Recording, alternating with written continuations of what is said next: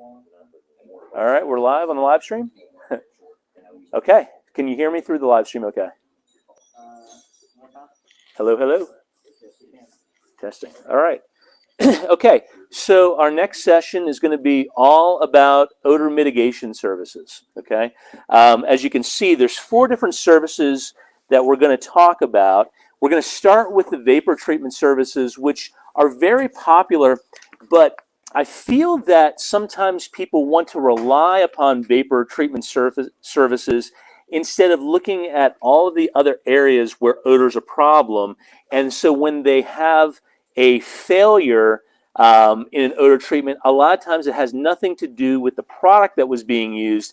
It has to do with not thinking through the assessment side. And you'll notice I talk a lot about assessments because that's where you learn everything about how the job probably should look, including estimating the job. So we're going to start with the vapor treatment side of things.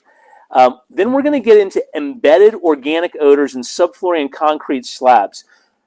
Have you ever been in a situation where maybe it's a real estate transaction again, and a dog, cat, whatever it's been, has just habitually peed throughout an entire house, or somebody was keeping 10 dogs for 3 years in a basement or something like that, and it's like you can't even pinpoint where that odor is coming from because it seems to be everywhere.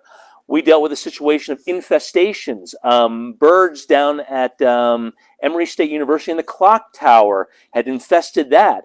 We dealt with bat guano. There are all of these different but related animals, especially, or in property management situations, oftentimes cooking odors become a real issue, right? So there's all these different types of organic odors, and it all comes back down to soil load. So what I often say is the way an odor goes down is the way that you want to pick it up, right? If a cat urinated on a carpet and habitually did it and went from carpet to pad to subfloor over time, then every vapor treatment that you could throw at that is never going to remove that odor because it's in the subfloor, right?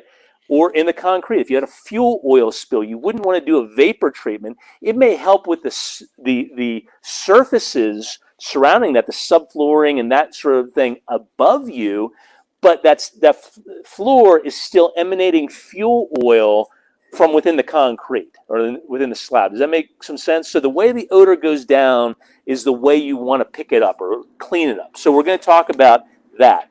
Then we're going to get into hard floor, wall, and ceiling washing. That then ties us into the fire side of things, but it also think about like cigarette odors, right? Somebody who has been smoking in a home for 30 years is very different from someone who's smoking in a home for a night or a week or something like that. The difference is soil load. Do you have nicotine and tar buildup? Just like do you have soot buildup from the fire?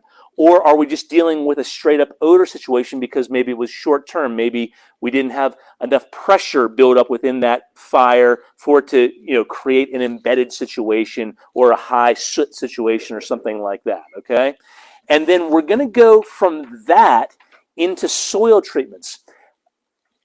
4-ish years ago, a hurricane hit Charleston, South Carolina.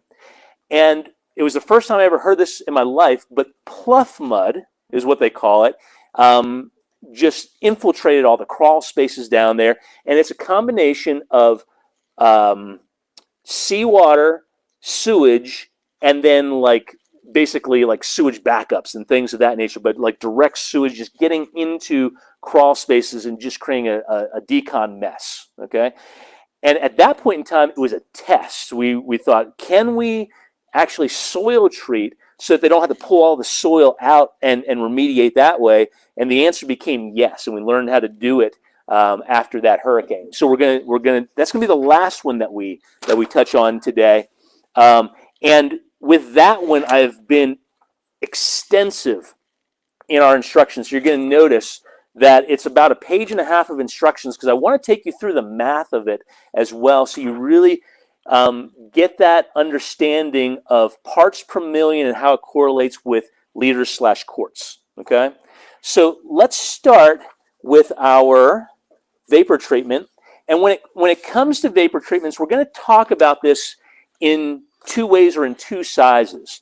The first is our 525 gram kit.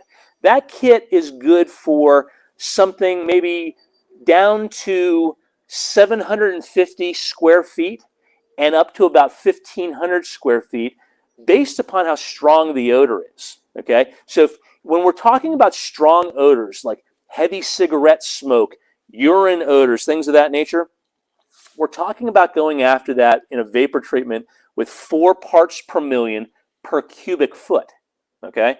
So when you take that idea of 750 square feet and we just say multiply that times 8 for the height of the ceiling, right? Now we're getting into about 6,000 cubic feet times 4 parts per million. We're talking about 24,000 parts per million. And then we can go back to our kits and go, well, what produces something in that area, right?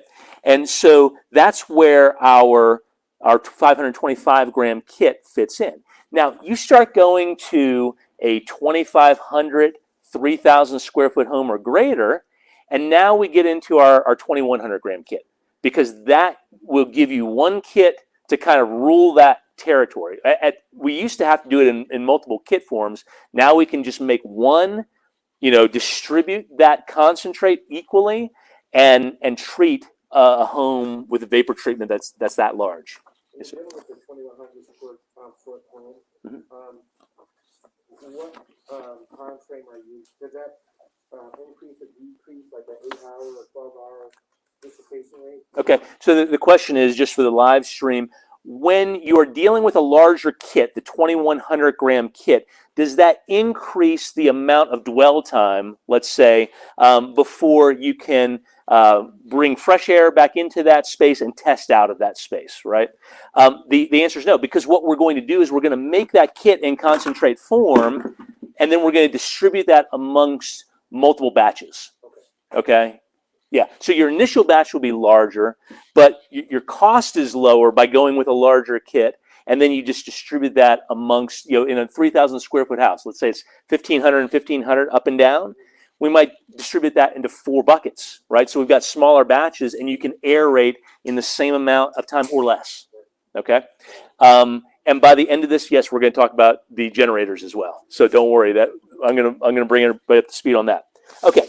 For the purposes of us here today, have you ever seen these cooking shows where they assemble everything, but they already have a cake baked in the background? Well, being that we're dealing with chlorine dioxide, I wanted to go ahead and do that for us today, especially. Okay, so on your part A side, right? This is the just went out of my mind. This is the sodium chloride side of things, okay? So I'm going to put part A there. And then this is the bisulfite side of things. Together, these are going to make chlorine dioxide. By themselves, they're relatively inert, okay? So that's how we're going to initially make our concentrated solution, is we're going to make a part A solution, and we're going to make a part B solution, okay? And I've got a couple of these here I want you to see what they look like in water. Who here has worked with chlorine dioxide before for odor mitigation? Okay? Who has not? Okay. All right. So just a couple people have not. So everybody's familiar with the part A, part B system? Fairly familiar? Okay. All right. So I'm going to take you through it anyway. All right? Did you make both in one bucket? No, but I didn't mix it. One of them wasn't broke up in big chunks, and when I mixed them together, Right. it was awesome. Right. That's one word for it. Okay. Now, when we're dealing with chlorine dioxide, because we're dealing in the tens of thousands or sometimes the hundreds of thousands of part per million, the most important thing is safety, okay? We already spoke about it on both the chlorinated and peroxide side of things, but nothing's more important than if you make a batch, with 2,100 grams, you're going to make 200,000 parts per million of chlorine dioxide, okay? You use the right cartridge, you're never going to smell it. You use a P100, it's going to knock you out. It's going to knock you out. We'll just leave it at that. So we had this happen with a customer down in Charlotte not too long ago, where the management thought they were using these, but really they just had like old P100s, and it made a guy sick. Okay, like sick to his stomach, and had to like go to the hospital sick. Okay, so just be aware that this is the most important part of chlorine dioxide, is the safety side of things. This, not a big deal. Splash resistance, things of that nature, Tyvek, Micromax, whatever. Here, yes, nitrile gloves to handle it when you're putting the solution together, but I do want to emphasize that your respirator is the most important thing when it comes to using chlorine dioxide. Okay? Now, these are going to go into solution, like I said, and here's what that's going to give you. This is your part A solution. Okay, so just going to be a light colored. Oh. I tipped it over a little bit too much. Okay, so this is just going to give you a light yellow solution here. It'll blend in totally, like you can see there.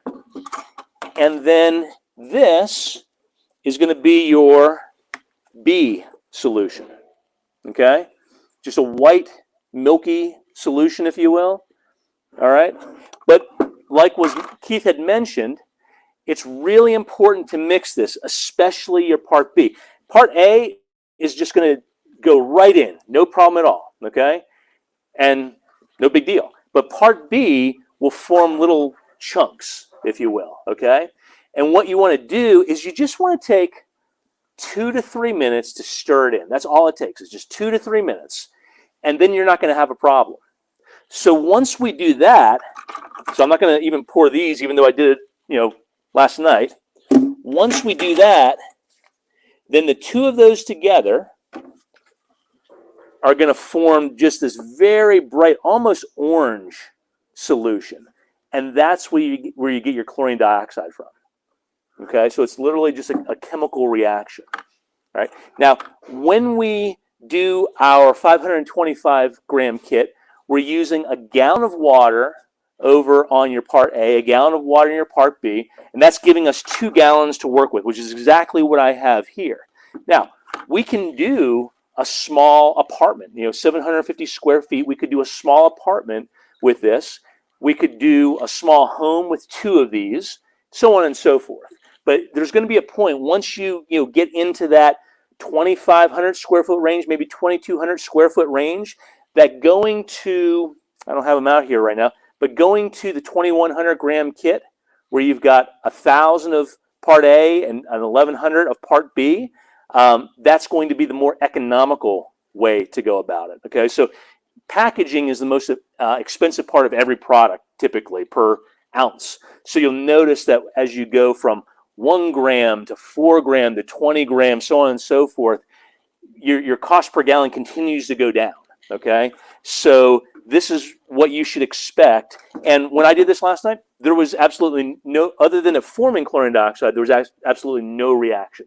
But the key is make the 2 solutions separately, stir your part B solution for 2 to 3 minutes, and you won't have any issues. Any questions about making the solution or about safety? Okay. Because of the nature of chlorine dioxide, because it takes a relatively low part per million count to be very effective. You're thinking about like 4 parts per million per cubic foot to be effective in totally mitigating odor. And when we talk about mitigating odor, I remember I was with some really good friends of ours in North Jersey, Chris and Robin Hoy, and they were doing a continuing education program for real estate agents on odor. I remember Robin saying, odor is a particle. Okay, it's just simply a very small particle suspended in the air that we breathe. Okay, so odor is a particle. Well, we're dealing with chlorine dioxide, which is a very strong oxidizer. So it doesn't take much to be effective, but it does take some to be effective. And what chlorine dioxide does is it oxidizes those particles in the air and destroys those particles. So we don't have an actual particle left over anymore once it's come in contact with chlorine dioxide. So the good news about chlorine dioxide is it's effective. It has a very low half-life, so it dissipates very readily. And and it's very effective in a short term. That's another important thing to consider about chlorine dioxide. You can use ozone generators, hydroxyl generators, and the question is, will it totally remove the odor, and how long is it going to take to do it? Whenever we're talking about chlorine dioxide, we're going to be talking about hours and not days. So one of our customers in Chicago, before COVID and all these sorts of things, got really into hotels because they would have somebody come in and smoke, and generally they would have to have like an ozone generator that the hotel owned and put in, and it would take a couple days, and they wouldn't be able to use that room for a couple days to be able to almost get rid of the odor, if you know what I mean. They converted to doing chlorine dioxide up there, and they were able to go in after someone left the room in the late morning and have somebody back in that room that evening. So the fact that they could do it in hours won them the business. And here was the big thing about it. It won them the business for water damage cleanup and all the other things associated with that account. And so that's where we've seen odor mitigation really transform businesses, is to say, I don't have that account on water, that account on mold, whatever it might be right now, whether it be real estate, property management, hotel management, etc. But I see odor as one of those key services that's a very profitable service that gets you in the door and that allows you to build that relationship in a profitable way to sell other services and become the primary supplier. Okay, so that's why we got into producing the electronic presentations, so you could go in and do like Tuesday morning breakfast and learns with real estate agents and go into property managers and all these sorts of things. It wasn't just about the residential retail market. It's like, let's go in and take this business and control the market in Charlotte, in Atlanta, whatever it might be, and have a real game plan behind it, if that makes some sense. Okay, and we've seen that be successful. Any questions about chlorine dioxide for vapor treatment? What kind of containment has to be made if you do it? Everything has to be sealed off. Okay, it's like doing them. The great thing about most hotel rooms is that the air conditioning system is contained within there. You don't have any ductwork running between rooms and things like that. But what will allow some chlorine dioxide to get through is where you have light switches, room under doors, things of that nature. So think of having to seal off that exterior door into common area, and think about having to tape around, mask off all plugs, receptacles, and light switches. It's very to set up for mold remediation. Yep. If I had a skunk come in and pee on the cinder blocks and you got to treat it both ways. Would you treat it with the liquid on the block? Yes. and the concrete, Mm-hmm. as well as fumigate? Is that? You would start with what you know first, okay, and that would be that you would liquid treat first, because you are going to get off-gassing of chlorine dioxide once you have liquid applied. And we've seen some jobs where you thought it was bad enough where you were going to have to just vapor treat and liquid treat at the same time. Ended up not being true, right? It ended up being that you could just liquid treat in a number of circumstances, and then there was enough residual chlorine dioxide vapor that it actually got to those substrates and mitigated the odor, like walls, things like that. Yeah. When you're doing the gas off and stuff, is it still true anything in the room that's wet could be bleached out? Yes. So chlorine dioxide has an affinity for moisture. Okay. So when you look under the preparation section here, you'll notice that it's fairly long, right? People and pets, including fish, must exit the property before service. Check to ensure that the property is less than 60% relative humidity prior to service. If necessary, dehumidify prior to service. Why? Because chlorine dioxide has an affinity to moisture, including moisture in substrates, right? So to attract that chlorine dioxide to the textiles, even at very high humidity levels, and it can given a high enough moisture content just from the air, it can fade or do some color change there. Yes, exactly. Check wash machines. Yep. Make sure there's no wet laundry. Yep. Yep. For fish, I understand taking the fish out of the home. What about the fish tank itself? Is it going to have any effect on the water? You just cover it. We've covered That's it what we've been doing. I just wanted to see and taped it. Yeah. Yeah. No, you just cover it. Same thing with big plants. Yep. And here's one. I bought these the other day just to show you what a lot of people are doing. Alarms, or what do you call it? Smoke alarms, right? Instead of having to like tape that off or anything, just take these impermeable shoe covers and just wrap it right around. Or shower cap. Yeah, a shower cap would work just as well. Yep. Yep. Anything that's just impermeable. And we've done something similar to in big commercial where we took sprinkler heads, Mhm. take red Solo cups, and just tape over. Right. Right. Not setting off sprinkler. Yep. Yep. Exactly. So then you come to this area down here where it says remove all moist textiles from property, including contents of showers, washers, and dryers. Inspect carpeting and rugs for potential moisture from recent cleaning, pets, or spills, and dry all surfaces such as sinks, showers, and bathtubs. Open up all cabinet doors and drawers, etc. So the preparation side is actually the most time-consuming side of it. Setting up the chlorine dioxide afterwards is nothing, right? It takes no time at all by comparison. So like most things, whether you're painting or whether you're prepping for a chlorine dioxide job, it's all in the preparation, right? Making sure all the cushions come off the couch and that you stand them upright to maximize surface area and things of that nature. Opening up all cabinets, closets, doorways so that you've got good distribution of airflow and things throughout a house.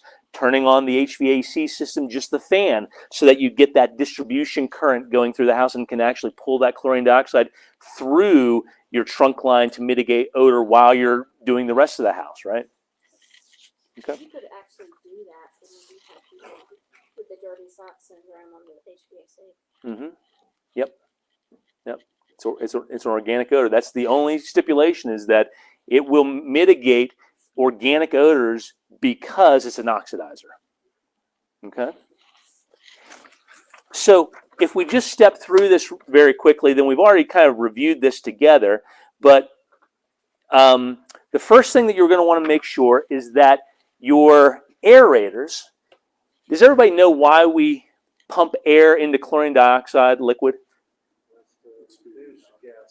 Right, right. If you don't, if we were just to allow chlorine dioxide to be dormant right there, okay, it would off-gas, but over a very long time.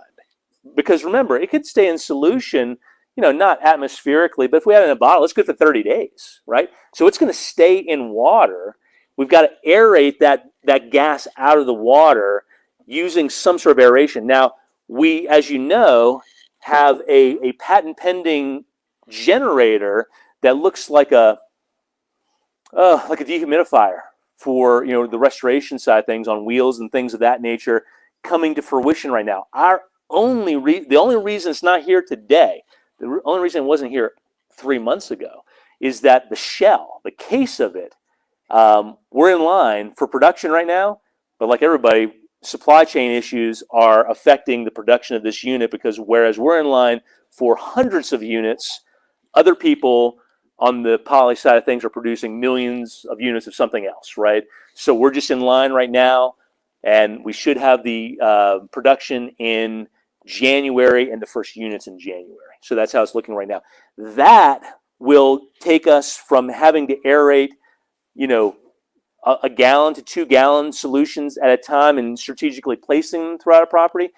We will then flex duct that into the property, and we'll have inline fans with it at the end of flex duct to draw that chlorine dioxide through and allow us to go from what might take 2 hours to get good distribution and circulation in a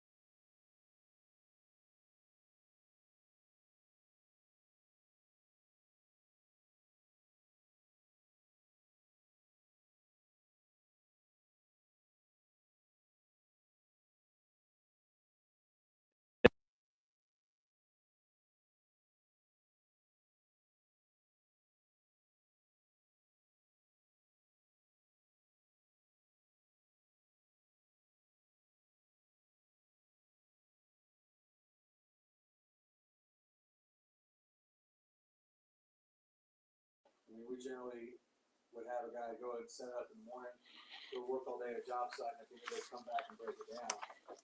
You know, if I can get a guy that sits there for an hour, and makes it like we're playing Tetris or something, and then he can go back in and clean it all up and go on about his day. Right. Save us a lot of logistical trips. No doubt about it. No doubt. Yep. Okay. Any questions about the 525 or the 2100 gram kits and chlorine dioxide generation and use in general? What do you do about the UV breakdown? Because it decomposes faster in the sunlight. Do you just always do it later? Or No, not necessarily. I mean, there certainly is some UV breakdown on it, but honestly, when we're dealing with 4 parts per million per cubic foot, haven't really noticed a loss, you know. But that 4 parts per million per cubic foot seems to be, you know, pretty key in that. I think the biggest thing though is removing the source of it first though, because I've had realtors call. Yes. Going, can't you just go in there and ozone it or bomb it or something and it'd be good? No. You know, that is the biggest thing. You've got to remove that Yes. source of it, and they don't understand that. Yep. And that's why these two procedures right here are so important, right? You've got either embedded odors in things like your subfloors, concrete, yep, or you've got hardwood or hard floor, I should say, wall and ceiling cleaning that needs to take place because of soil load. So either way, it all comes down to, you know, it's kind of funny. We're in an industry that's continually looking for a faster solution, but that also gets paid for the time that it takes to, you know, perform service professionally. So there is that constant rub there of, done right, you're going to have success every time, you know. Okay, let's move in, if it works for you guys, let's move into, what was our next one? Was it hard floor or was it embedded organic odors? I think it was subflooring. Okay, so in this case, our product doesn't change. It does open it up to the question of, do you want to go tablet, depending upon how much you need to deal with, or do you want to go to the powder side of things, okay? You can go either way, and it's going to come down to how much chlorine dioxide liquid you need to produce. So there's some pretty specific numbers here that you need to be aware of, and I think I did the best job of it actually over on the soil treatment side, where I was talking about, I'm sorry, I'm getting ahead of myself. We're not dealing with that yet. We're dealing on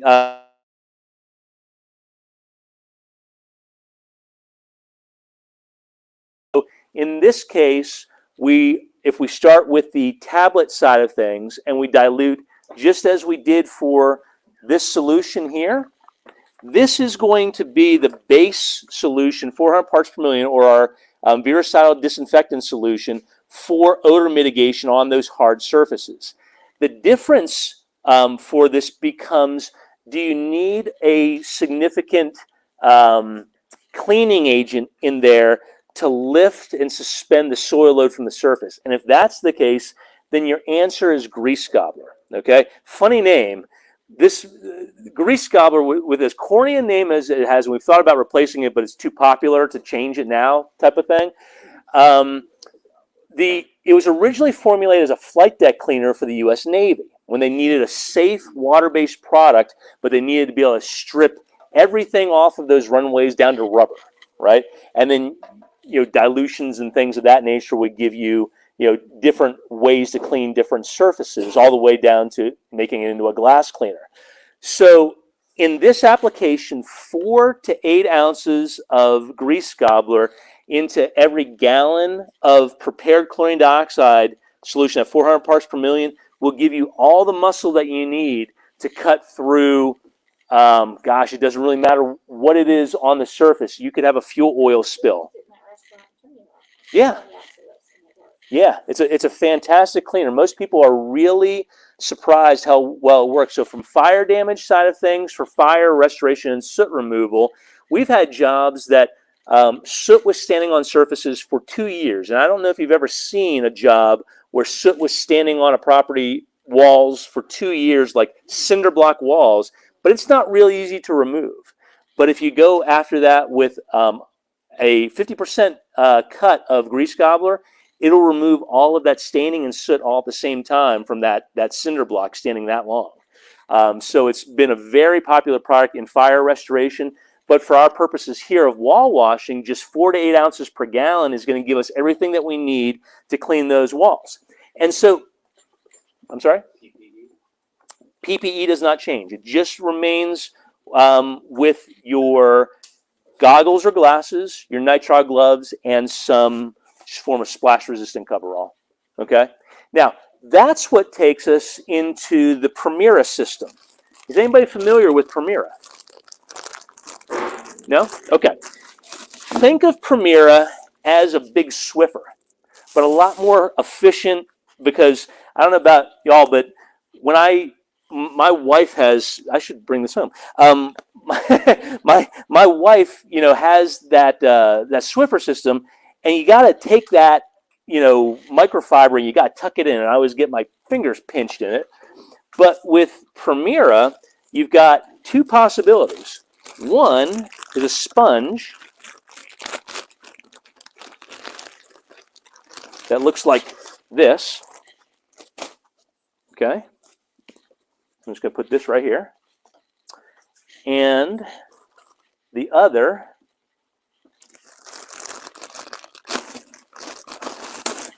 is a microfiber.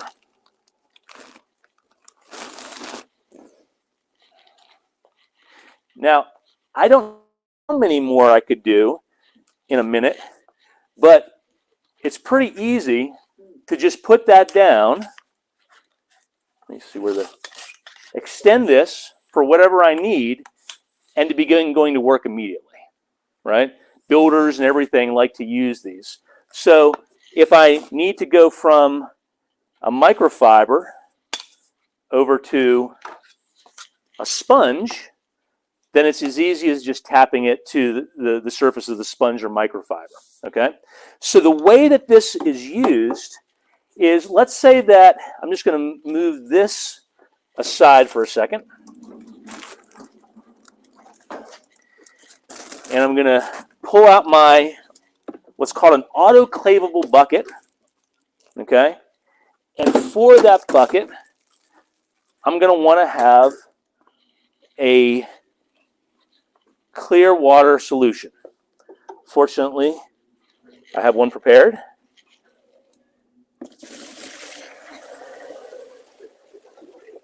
So that's just clean water. What I'm going to do is, if I've already got my grease gobbler and my Deuterion in this solution so I can clean and deodorize at the same time, is, oh, I need to give it some.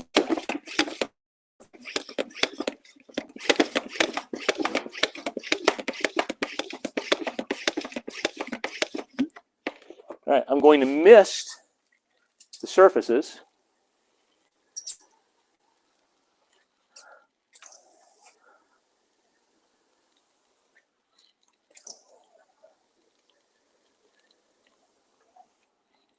Okay.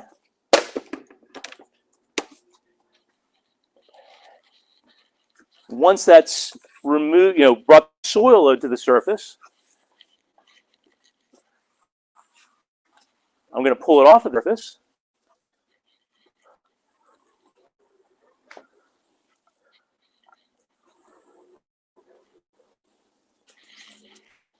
And then, Primera. Yep. Probably a minute, not much. Then,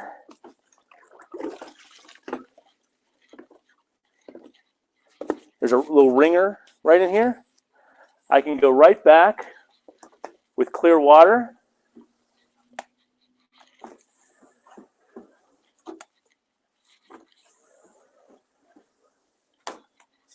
Okay? Or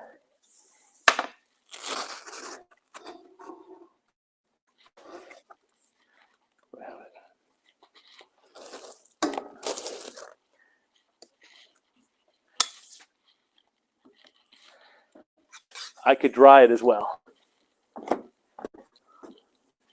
And what's been really nice about these, of course, it's a fast change out, but if I need to just cut in around things, right, I can do it quickly and hit large surfaces quickly, right? So whether you're talking about fire damage cleanup or you're talking about, like nicotine, tar, all those sorts of things building up on walls, ceilings, that sort of thing, it's a very quick system and practical system to use. Does it make some sense? You wash windows with it? Never tried. I suppose you could. Smoking in the car, you know how you get that film on the Yeah. Gobbler up. These are washable, okay? So you're not going to just use these and discard them. You can wash these and recover them. Okay, so while it's somewhat consumable, you're going to get multiple uses out of them. All right?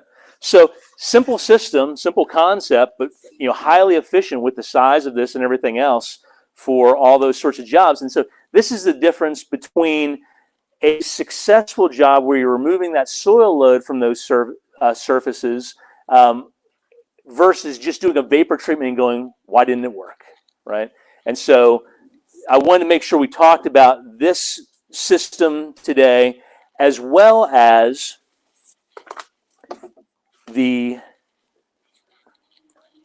let's say that we're dealing with a situation where a dog, cat, whatever has peed on a floor.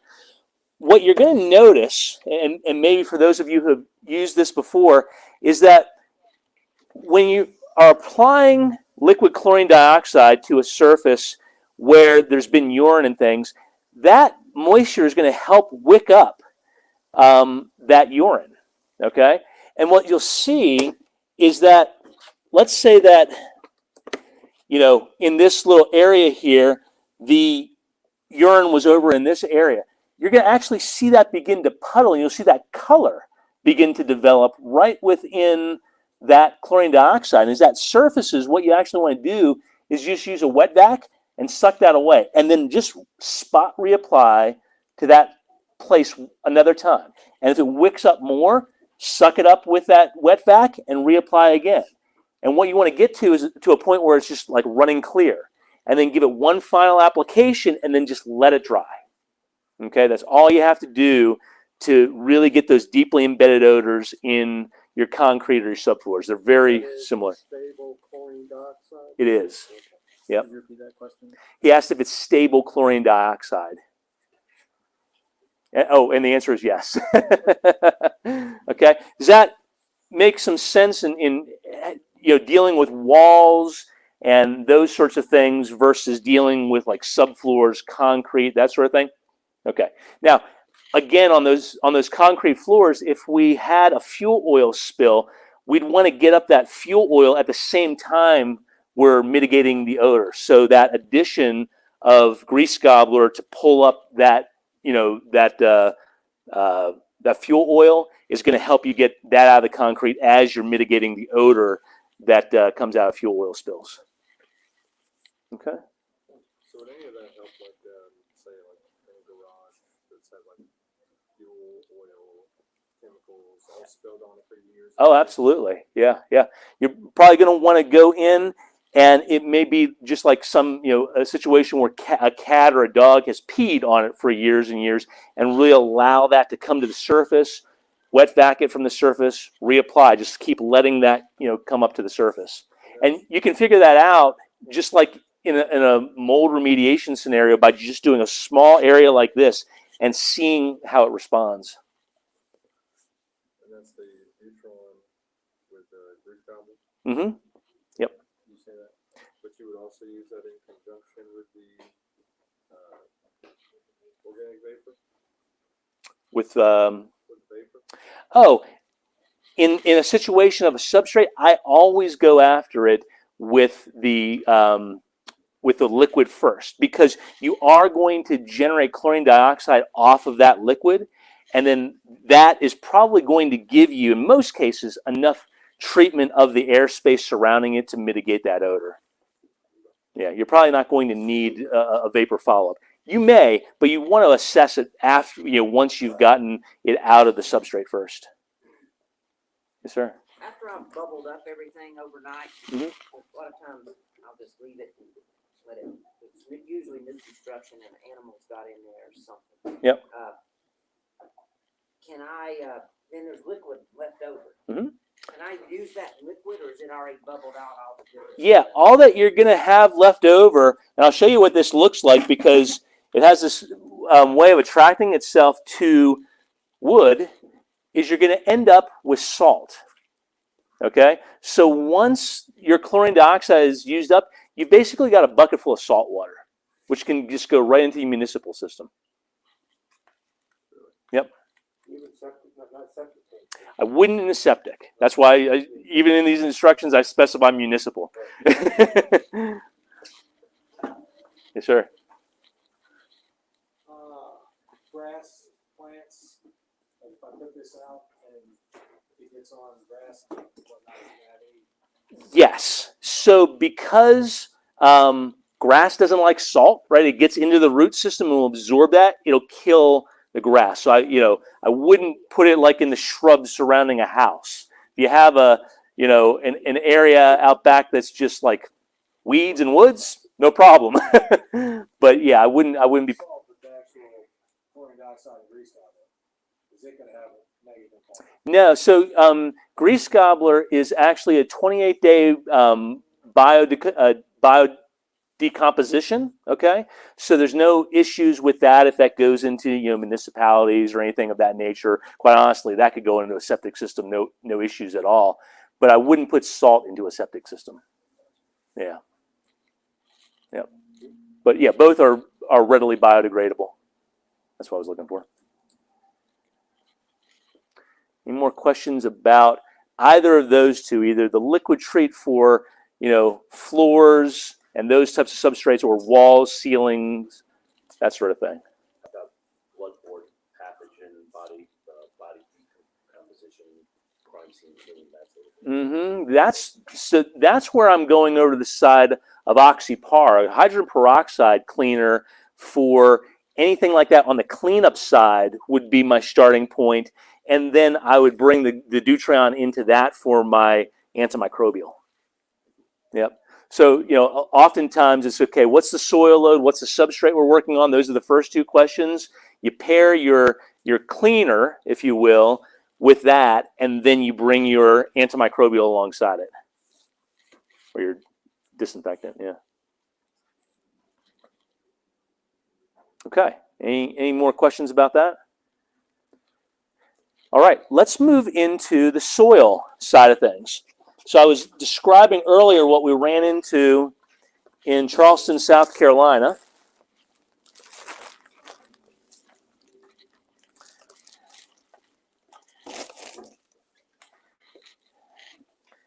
And let me make sure I've got this with me.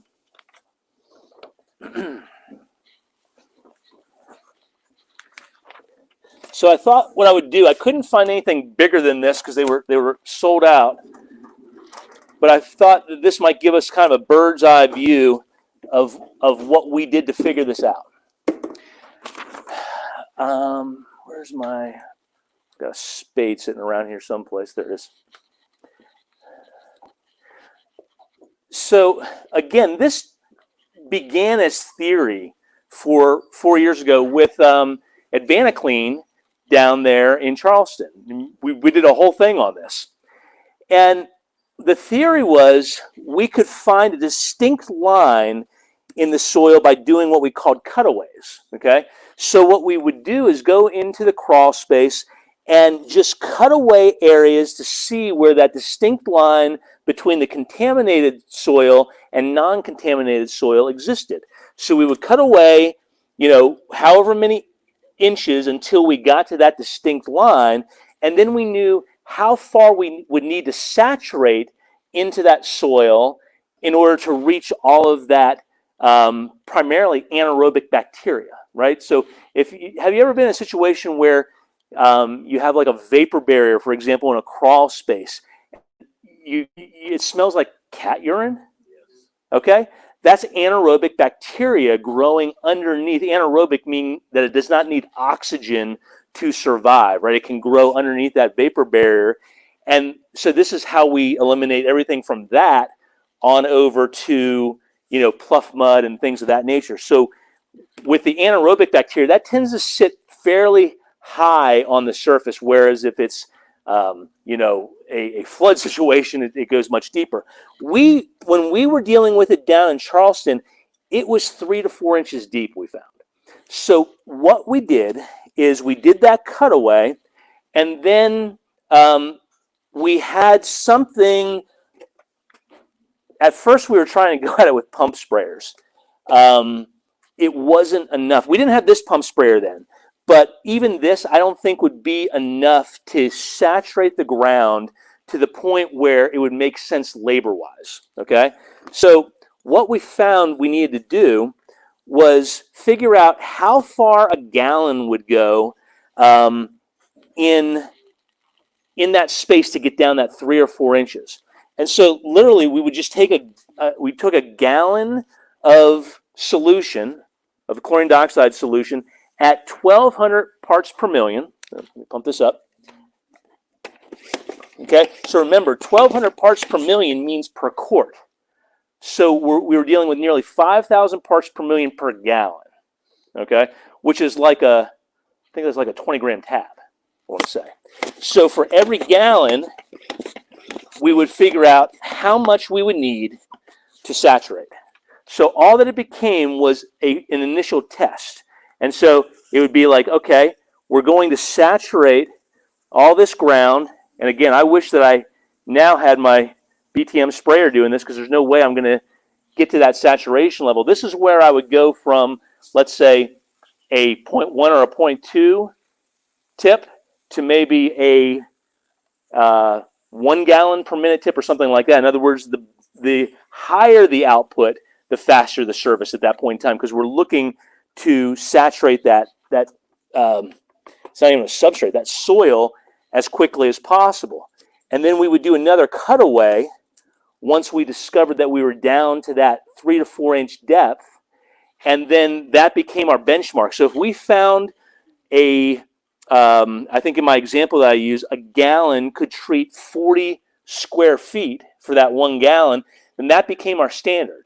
So if we knew that 40 square feet was treatable through 1,000 square foot space, that would mean we needed to make 25 gallons of solution in order to treat that entire space to that 3 to 4 inch depth. Does that make some sense? At that 1,200 part per million count. Now, in that situation, at least in Charleston, what we found is that we also wanted to vapor treat at the same time. So, and the reason we did that was because the sewage smell was it wasn't just in the crawl space itself, it had really permeated up into the first living area.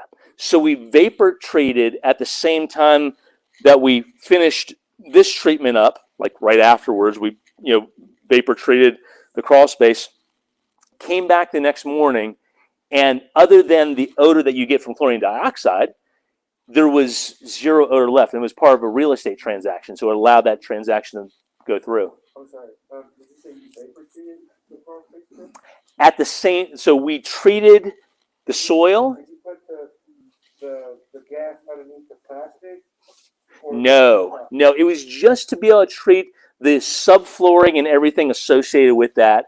And we knew, because nobody was living in the home, that we would get some chlorine dioxide rise into the first level of the home itself and adequately mitigate the odor that was in the air. So what would be, I'm just thinking, if I gassed off underneath the plastic, that would change the amount of liquid that I would need to go in, right? Not really, because the soil, think about it, it was already saturated, right, from the flooding and things of that nature. So we just needed to get down to that depth with the liquid to treat that all the soil. A vapor treatment wouldn't have done any of that. I mean, it would have topically treated the soil, but nothing that was permanent. And this was, a permanent solution. Yeah. Huh? Oh yeah. Oh yeah. By the time we got there was no vapor barrier in there. Talk about tinning it. That's what I was. Yeah. Yeah. Yeah, so you're talking of, that example you gave was like a sewage break or a storm flood or Mm-hmm. something. Right. So let's go back to that cat pee smell. Mm-hmm. When you already have a 12 mil. Yeah, somebody's seal already encapsulation. spent Right. $12,000 for the vapor barrier. Right. You know, and you're explaining, well, it's the bacteria in the soil. Yep. The way to treat that is that way, one way maybe, to pull off all that vapor barrier and, you know, try to save it and put it Right. back. Right. That doesn't seem very feasible, or, well, two-part question. Yep. When we get that, Mm-hmm. if we usually sell them a radon system as a VOC system, and I'm sucking out that odor before it gets up, Yep. that works out great. Mm-hmm. But I haven't solved the issue. So if I kill that bacteria in the soil, is that bacteria gonna come back and I have to do that treatment again? Or, I mean, there's always gonna be bacteria in the soil with the vapor barrier sealed, you know, no air and all that. So Right. Right.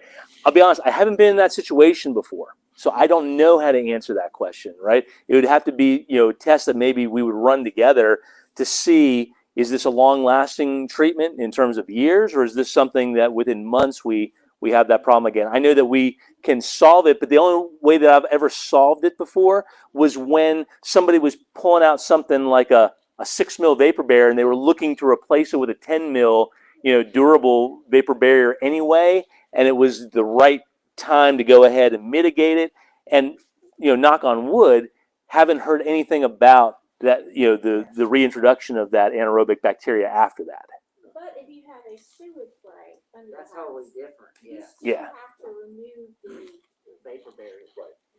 that plus you also have to remove the liquid and the solid waste before you treat the soil. Right. So by doing this, that would eliminate the need of lime. It would eliminate the need for lime. Yep. And digging out as much dirt. Yeah. It became kind of like a topical removal versus going in there and really having to almost trench it out. Yeah, because you have to remove all the affected dirt, Right. treat it with lime.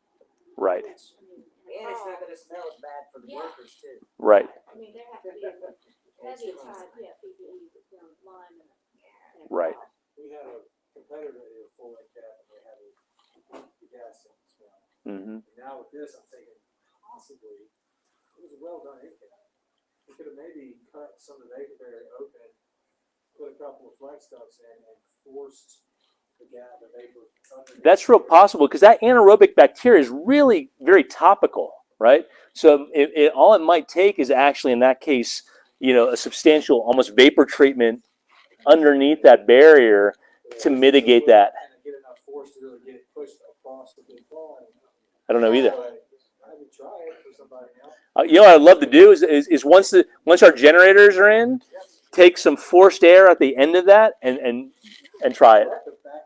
Do it backwards through a radon system. Right. I was thinking that as Keith was talking about the radon side of things. Yeah. So, I removed the no, you go ahead.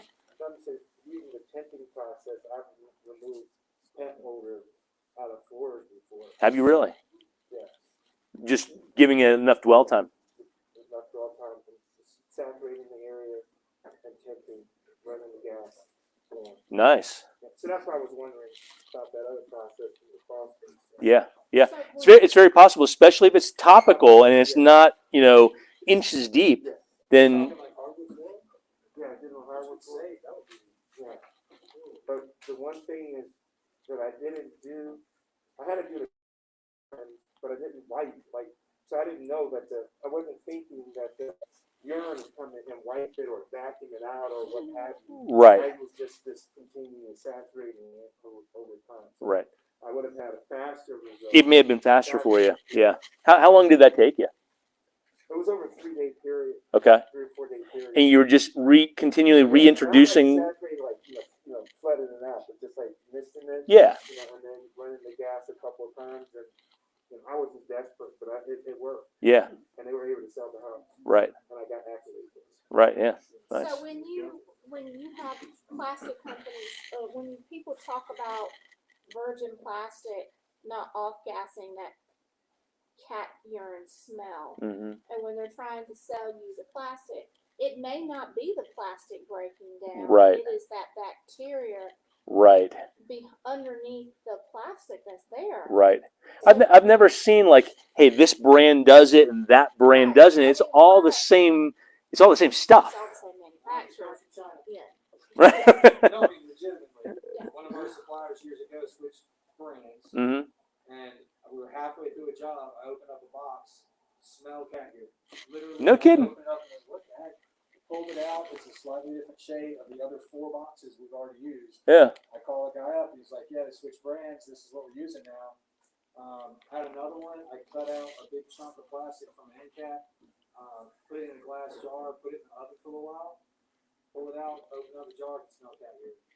Wow. So, I mean, I know that some of the plastics are the problem, but I also have heard plenty of times Yeah. that it can be a bacteria issue. Yeah. Yeah. Any questions about like what we've seen over here on the soil remediation side of things, how we've dealt with that, at least in our experience so far, or anything like that? Do you know roughly a cost that one will be charging, like to do something like that? That's a good question. I would have to go back and ask Mario. I'm sure that he's better at estimating that now than when we were doing that then. But I'm sure he could give us a pretty good idea on that because I would like to follow up on that. yeah, absolutely. I had service in Texas. Yeah, right. Yeah. Right. All you have to do is connect to our Wi-Fi. Is it And that number is? Yeah. I don't know. You got me.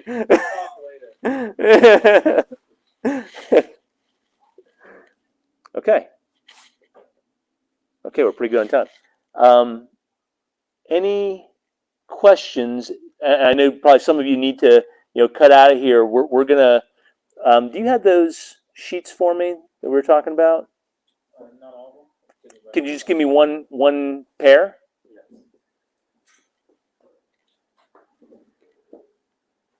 So as we go from the chemical and procedural side of things, and just give me 5 minutes to kind of run this by you, and if you need to get out, completely understand.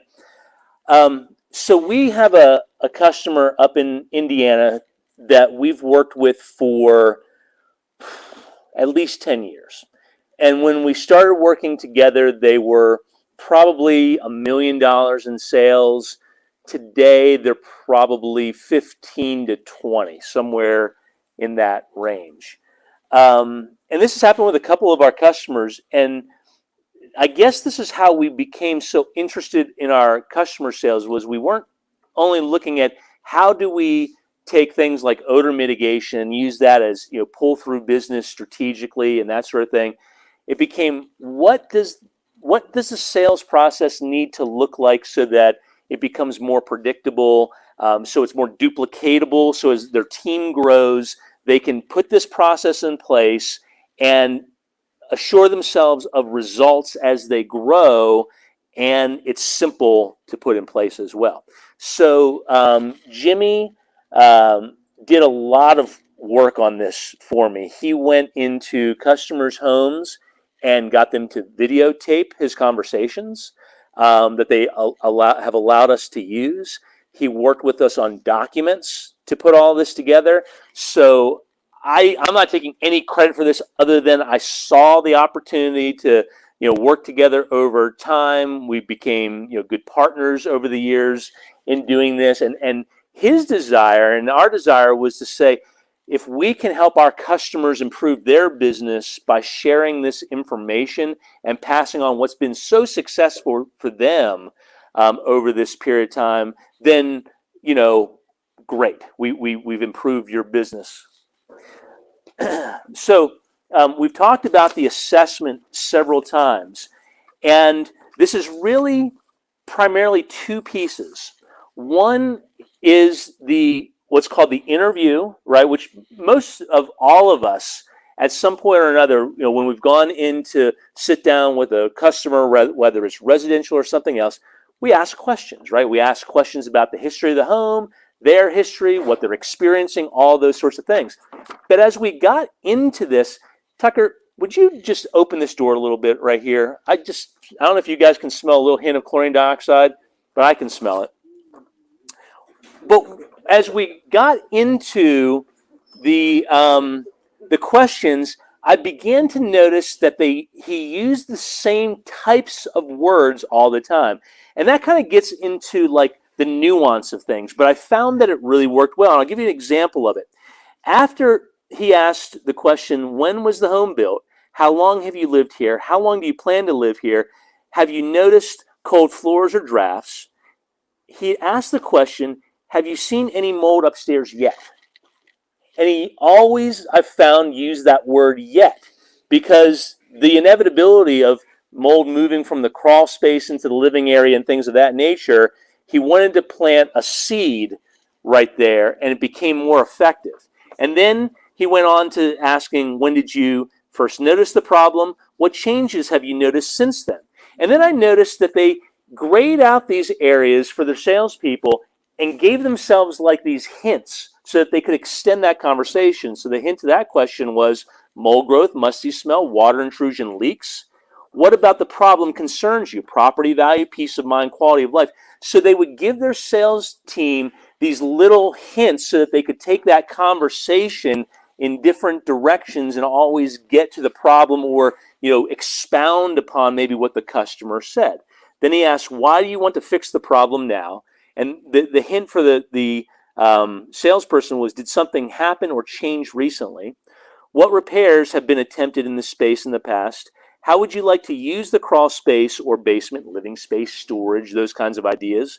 What is most important to you about fixing it? Warranty, price, fast install, permanent fix? What professional advice have you received? Why didn't you have them fix it? Have you already budgeted for this project? That gets them into financing options, right? Because same as cash, we partnered ourselves to become a sponsor with Green Sky, so we can give our customers access to financing options. Other than yourself, who will be deciding how you fix the problem, spouse, children, relative? Do they think fixing it is equally important? And when do you want to have the work done? Within 30 days, 60 days, what does that look like? So after that extensive list, they used to go directly from that interview into what they call the accomplished list. Okay, and the accomplished list would be like, we're sitting down, okay, and I'd say, okay, so we're going to be going to do your inspection in just a few minutes, but based upon what you've fed back to me so far and what you want to improve about your situation, would you like to permanently fix the water seepage problem that you were informing me about? And you would say to me, yes, I'd like to permanently fix that. And I would say, okay, so I'm going to write down on your accomplished list, permanently fix seepage problem. Okay? And he would go one after the other through that and get their buy-in. But instead, I found out with them, what they found is that they need to make little modifications over time. So we came up with what was called clarity for today's visit. So the first question was, if mold is found, is remediation and prevention important today? Okay? Because they don't sell remediation alone as in removing the problem. They sell, they're very loyal customers. They sell react, extract, clear guard. That's their solution. Fixing it and preventing it, is it important for you today? Customer would say, yes, that's important for me today. And they'd work their way down. If mold staining is found, is removal important today? If foundation efflorescence is found, is redensifying important today?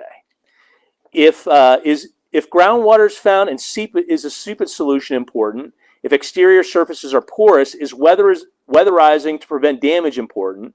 Is controlling moisture from the earth important? And the follow-up is, are you a basic vapor barrier, or are you wanting to seal it off once and for all? Is a sump pump solution important for today's visit? And then the follow-up is a solution to keep the space dry all the time important in case of powder outages, storms, or electric failure? And then, if possible, is an insulation solution important for today's visit? So now they have clarity on where the customer wants to go with this. So now they can go directly from the interview and clarity for today's visit now to creating the accomplished list, because they heard everything the customer said the first time in the interview. They've gone to the next step of clarifying what the customer really believes that they need to do pending the inspection. And now they're going to just get that final commitment for the customer and then ask the questions. Okay, so just to recap here, would you like me to add to your accomplished list fixed groundwater seepage? The customer would say, yes, great. We're adding to your accomplished list fixed groundwater seepage. Would you like me to add to your accomplished list control earth moisture, right? And of course, they know exactly the services that are lining up with this. This is just layman's terms for the customer as to what they understand the problem is and what the solution needs to be. And then they go do the inspection, right? Where they draw everything out. They, make sure that they comb through this and understand all that information before bringing it back to the customer. And then that is for the first time when they talk about solutions. Here's what we're going to install here. Here's what we're going to install here. And it's all backed up by what the customer has said that they want to do. So if the customer says, gosh, that's over our budget, then there's no pressure for you as a contractor to say, well, let me see if I can sharpen my pencil, because the price is the price, right? The question is, well, what would you like me to remove from your accomplished list? Okay? Inevitably, the customer would say, well, I don't want to remove anything. Well, then maybe we need to look at a same as cash program. Rather than investing $15,000 today, maybe you'd be more comfortable with a $250 monthly payment, right? And it drives them in that direction for what they need. So I wanted to take the time, because where we are in this process is we're creating all of the, click this and go to this service, so you can educate your customer on this service. And if you want something that's print available so that you can educate them on preventing efflorescence, or whatever the case may be, you've got those tools. And we're right in the final throes of getting that all together. So while we're here today, I wanted to share what we've been working on with a very successful customer of ours that allowed them to grow in a predictable way over time, so that if this is something that you'd be interested in, then we can maybe start working together and helping you within your business to cultivate it as well. So I didn't have a lot more to say other than that. I just wanted to share the information, because honestly, Jimmy's even said to me, hey, if any of your customers ever have a question of how we do something, let's get a web meeting going, and I'll walk them through it. I'll show them, the tools that we've used to do that with. When we get this question, here's how we respond to that. But they've just done such, their closing percentage is over 50% throughout their entire sales team, and either 7 or 8 of their salespeople are consistently over $100,000 of sales every single month. That's good numbers. So anyway, I just wanted, while we were all together, just share that with you. One thing that we're going to do next month is go from this side, which I would call like the cleanup, the disinfection side, over to the prevention side of things. So especially if something like this makes sense, or you run into efflorescence issues, commonly wind-driven rain, you're looking to prevent moisture seepage, you're looking to prevent moisture content accumulations into surfaces, whether they be wood surfaces or masonry surfaces, or you're looking to stop brick and mortar failure from freeze-thaw cycles. We're going to go into all that next month, and it's going to be a completely different layout. Where you're going to see is I'm going to build a crawl space on wheels. We're going to have a block set up out here, so you can kind of see how all of these things fit together. And then we're going to continue to build on this onto the sales process, so that we can bolt on these different services, and you'll know exactly how to charge for those services and what your expected profitability should be on them, and things like that. So that's what we're working on right now, and in somewhere around. We would like to do it before, the week before Christmas. So we're just trying to, get those final dates in line. But if you would like to come and just see, I know what I wanted to say. Standards. So for that conversation, you look at these tools on the surface and you go, these things have nothing to do with one another, right? A Rylam tube, a wet mill gauge, and a way of checking for moisture content, right? These have nothing in common with one another except that they are standards, okay? And most people, whether they're applying a sealant to a surface or they're checking, or they need to know what mill thickness needs to go on the surface so that they have the right breathability but moisture resistance at the same time, all of these things work together so that you can maintain that standard and so that you can maintain the performance after the job is done. So a lot of folks aren't familiar with these two tools, so we're going to spend time on masonry surfaces and wood surfaces and all these sorts of things so that you can see how true hydrophobicity on the outside of a structure works and how you can measure that with wind-driven rain, hurricane-force winds and things over time to know when retreats are needed, or if you're trying to set up moisture controls in a crawl space and you need to know what your wet film thicknesses should be of your coatings, be they on masonry surfaces or wood surfaces. We're going to walk you through all of that. So we'll have airless sprayers set up. This will probably be a big crawl space area, that sort of thing with block and everything else. And we'll throw water around and show you exactly how it all works. So anyway.